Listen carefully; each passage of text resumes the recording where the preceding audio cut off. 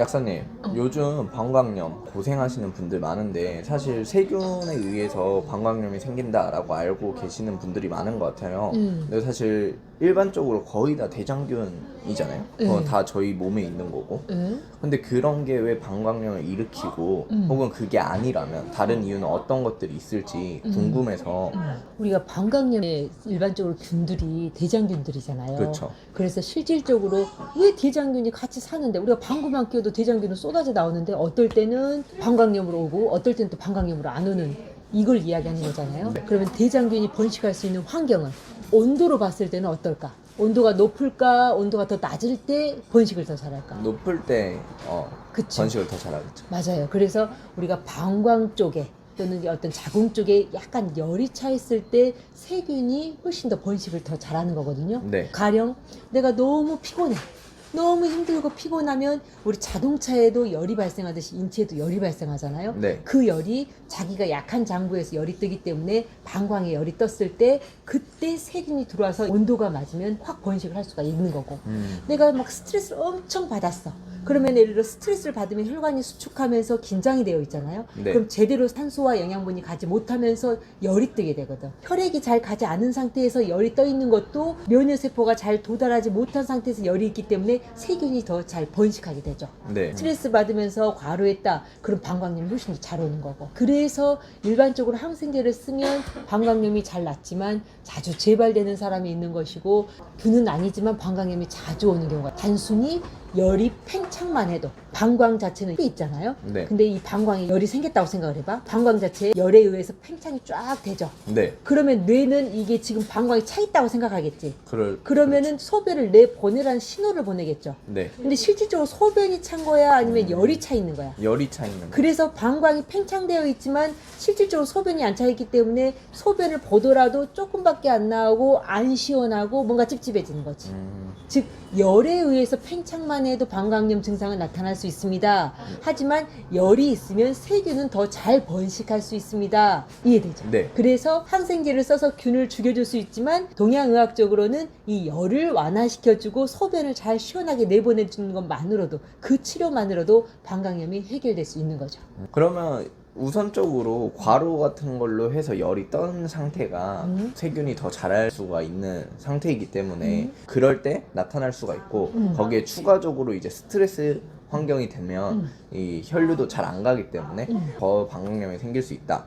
방광 쪽에 열이 차면 뇌에서 방광이 꽉 차 있다, 팽창되어 있어서 이제 내보내달라라는 신호를 보내기 때문에 실제로는 그게 아니잖아요. 그러면서 나타날 수가 있다. 이 두 가지 말씀해 주신 것 같은데 그러면 어떤 식으로 해결하면 좋을까? 열을 일단 내려주는 게 가장 어떤 중요하죠. 열을 내려주면 좋을까? 방광의 열 아닐까요? 그렇죠. 우리가 생각할 때 방광의 열을 내려주는 약은 어떤 것입니까? 그럼 황백이라든지 삼년자 같은 이런 약들이거든요. 네. 근데 실질적으로는 대부분 간의 열을 내려주는 처방이 많아요. 오. 예를 들어 치자라든지 용담이라든지 작약이라든지 그래서 실질적으로는 방광의 열을 식혀주는 약을 쓸 것 같은데 간의 열을 식혀주는 약을 쓰는 거죠. 왜 그렇죠? 간 자체에 열이 있을 때는 간 경맥으로도 열이 뜨거든요. 네. 이 간 경맥이 엄지발가락을 통해서 허벅지 안쪽으로 해서 생식기를 감아 돌아요. 그래서 간에 열이 뜨면 생식기에 열이 잘 차. 네. 그래서 내가 피곤하고 스트레스를 받아 그럼 간에 열이 뜨거든요. 그때 이 간 경맥에도 열이 뜨면서 생식기에 바로 열이 차버리는 거죠. 그래서 방광염을 고칠 때는 방광의 열을 내려주는 약이 조금은 들어가지만 실질적으로는 간의 열을 내려주는 방금 말했던 약초들이 들어가는 거죠. 거기에 소변을 좀 더 시원하게 볼 수 있는 이뇨제 같은 게 텍사, 저령, 차전자 같은 약들이 들어가면 더 효과가 좋은 것 같고 네. 만약에 그런 사람이 상부에까지 열이 올라와가지고 좀 가슴이 갑갑해 이럴 때는 상부에 열을 내려주는 생지황이라든지 황금이 들어가면 더 좋을 것 같고 그렇게 해서 방광염을 치료하는 거죠. 그러면 이렇게 이제 열을 전체적으로 내려줬을 때 그러면 이제 재발을 안 할 수가 있는 건가요? 예를 들어 항생제로 치료할 때보다는 열을 완화시켜주는 것이 훨씬 재발이 덜 하거든요. 네. 근데 타고나기를 신장과 방광이 허약한 사람은 그 장부가 약해서 또 과로하면 그쪽에 열이 좀 뜨기 쉽기 때문에 네. 어느 정도 치료를 해보고 그런데도 자주 재발하는 사람한테는 제대로 한약으로 신장의 기능을 도와주는 약 그리고 신장을 순환시켜주는 약들이 좀 추가적으로 몇 번이라도 드시게 하면 그 증상이 확실히 덜 오게 되죠. 저희도 처음에 방광염이 왔을 때는 과립으로 좀 써드려. 과립을 먹고 좋아져서 몇 달이고 재발이 안 되는 사람이 더 많지만 가끔 한 달에 한 번, 두 달에 한 번 너무 자주 재발이 돼. 네. 이제 그런 경우에는 우리가 과립을 쓰다가도 이제는 한약으로 써서 신장 기능을 제대로 도와봅시다. 그래서 한약으로 좀 보강을 해주면 그런 사람은 이제 그 뒤로 재발이 더 덜 되게 되는 거죠. 그러면 그 방광염이 아니신데 이제 소변을 너무 많이 보시는 분들이 있을 것 같아요. 어르신들이 소변을 너무 자주 보거나 아이들이 갑자기 소변을 너무 자주 보는 네. 젊은 여자들이 소변을 자주 보는 상황인데 방광염은 아니다. 이럴 때는 어떤 경우가 있습니까? 라고 물어보는 거죠. 네. 제일 첫 번째가 방금 말했던 것처럼 방광염이었잖아요. 이 방광염에 의해서 열이 차오르면 그게 세균이 있든 세균이 없든 소변을 자주 볼 수 있습니다. 두 번째, 타고나기를 방광의 용적이 작은 사람은 원래도 좀 자주 봐요. 그런데 이 사람이 만약에 방금 말했던 것처럼 과로나 스트레스로 열이 차면 너무나 자주 가게 돼 있어. 세균이 아니어도 이 사람은 정말로 10분마다 20분마다 가야 되는 경우도 있는 거죠. 네. 그런데 어떤 경우에는 너무 긴장을 잘해. 방광이 조금 약하긴 했지만 그렇게까지 자주 가진 않았어. 근데 이 사람이 오랜 시간 동안 긴장하고 스트레스 받고 소변을 너무 오랫동안 참았어. 그러면은 이 방광 자체에도 그렇지만 방광 주변에 혈류가 약간 위축돼요. 그래서 이게 좀 뻣뻣해져. 그러면 이게 잘 늘어나지 않죠. 그 상태에서 과로로 열이 차오르면 이게 빡빡하게 이게 늘어나면서 소변이 굉장히 자주 마려워요. 조금씩 보면서. 네. 그 말 이해되죠? 그래서 긴장이 오래되고 스트레스가 오래되어도 이 방광이 위축돼 가지고 그런 증상이 나타날 수 있습니다 라고 할 수 있겠고 30대 여성인데 그분은 스트레스를 몇 년 동안 계속 받았던 거야. 좀 네. 긴장하고 소변을 좀 참고 이 상태에서 너무 오래됐는데 어느 순간부터 소변을 자주 가는가 싶더니 이제는 소변을 너무 참을 수 없게 된 거야. 이제 그분이 저한테 왔을 때는 전체적으로 몸이 위축되어 있더라고요. 특히 간의 기능도 위축되어 있고 방광도 위축되어 있었어. 그래서 그 사람한테는 간을 풀어주느냐 그리고 신장을 촉촉하게 자양하면서 계속 순환시켜주느냐 네. 그리고 이게 위축된 걸 좀 풀어주는 약들을 계속 씀으로써 처음에는 한 30분마다 소변을 봐야 됐던 것이 나중에 1시간, 2시간, 나중에는 한 3시간까지 늘어났고 야간에도 소변을 굉장히 뭐 1시간마다 봤는데 나중에는 한 3시간, 4시간 늘어나면서 좋아졌었던 케이스도 있었던 거고 네네. 또 어떤 경우에는 정말로 냉기가 내 몸에 이렇게 들어왔을 때 냉기는 주로 아래 보면 하체 쪽으로 잘 스며 들어온다고 하잖아요. 여자들 같은 경우에 찬 데에 오래 앉아 있다거나 아니면은 치마를 짧게 입었는데 좀 추운 데에서 좀 오래 있었다거나 했을 때는 냉기가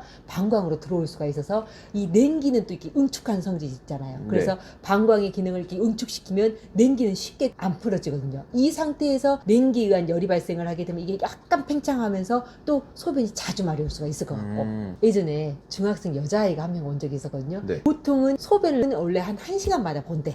근데 최근에는 20분만 해도 소변이 마려우면 너무 참을 수 없어가지고 화장실을 기어가는 도중에도 소변을 봐버리는 거야. 그렇게 너무 심해지니까 엄마 아빠가 검사를 했겠죠? 근데 세균이 아니라는 거야. 근데 네. 아이는 너무 자주 보면서 너무 힘든 거야. 제가 봤더니 그 아이 같은 경우에는 학기 초에 이제 3월 달에 약간 추운데 옷을 좀 이렇게 얇게 입어가지고 냉기가 좀 들어갔던 거야. 원래 신장 기능이 약한 상태에서 냉기로 이렇게 응축돼가지고 제대로 확장이 안 되기 때문에 소변을 담고 있기가 어려워서 계속 소변을 본 케이스였기 때문에 그 아이 같은 경우에는 이 냉기를 내보내줌으로써 나중에는 신장을 자양해주고 확장시켜줌으로써 고쳐주는 케이스가 있었었죠. 오. 그리고 우리가 일반적으로 알고 있는 것은 출산 후라든지 아니면 나이 들어서 이 방광의 관략근이 약해지면 꽉 쪄주는 기능도 약해지고 딱 잡아주는 기능도 약해지기 때문에 소변을 자주 볼 수도 있겠고 근데 아주 드문 케이스가 소화가 안 돼. 오랫동안 안 돼. 이게 다음적병이 돼버렸어. 그래서 이게 다음적병이 오래돼도 제가 예전에 상체는 열이 동하고 하체는 허약해집니다 라고 말했죠. 네. 이 하체의 허약 증상이 이 다음적병으로 생긴 경우가 있거든요. 그때는 대변을 잡아주는 힘, 소변을 잡아주는 힘 모두가 다 약해지기 때문에 이분들도 소변을 예전에 비해서 좀 자주 볼 수가 있겠고 네. 아이들의 경우에 가끔 굉장히 놀랬어. 정말 놀란 이유에 그게 응축돼가지고 즉 간하고 심장이 응축돼가지고 이게 잘 펴지지가 않으면서 소변을 굉장히 자주 보는 애들도 있어요. 놀램으로 인해서 심장과 간이 응축돼가지고 결국에는 이 방광까지 응축돼서 소변을 자주 보는 경우도 있는 것 같고. 엄청 다양한 이유가 있네요. 그렇죠. 이게 정리하기도 힘들 정도로 너무 많아가지고 그래도 정리를 몇 가지 정도만 이렇게 이야기를 해주세요. 스트레스를 너무 많이 받고 긴장을 너무 많이 하면 응. 이게 방광 쪽이 위축돼서 약간 잠깐만 열이 동하더라도 올 수 있고 어린이 같은 경우는 이제 놀랐을 경우 그리고 냉기 때문에 수축되어 있는 경우에도 나타날 수 그리고 있잖아요. 산후에 또는 나이 들어서 방광 아, 자체의 맞다. 관략근이 약해져도 그걸 쫙주거나 딱 잡아주는 힘이 약해지면서 올 수 있습니다. 네. 그리고 또 한 가지 이야기했잖아. 아, 3점. 체했거나 이게 막혀가지고 네. 그래서 하체에 힘이 잘 안 들어갈 때 나타날 수 있다.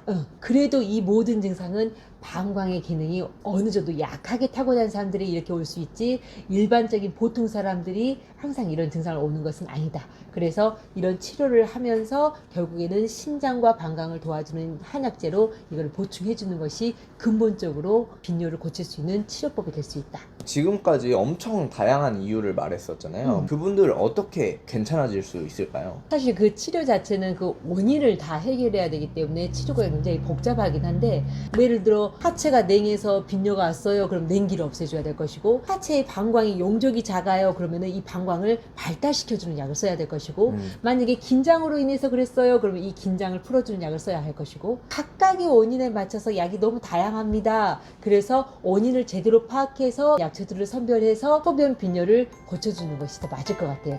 오늘 저의 이야기가 잦은 방광염과 잘 고쳐지지 않고 삶의 질을 저하시키는 소변 빈뇨에 대한 도움이 되는 내용이 되었길 바라며 그럼 다음 시간까지 안녕히 계세요.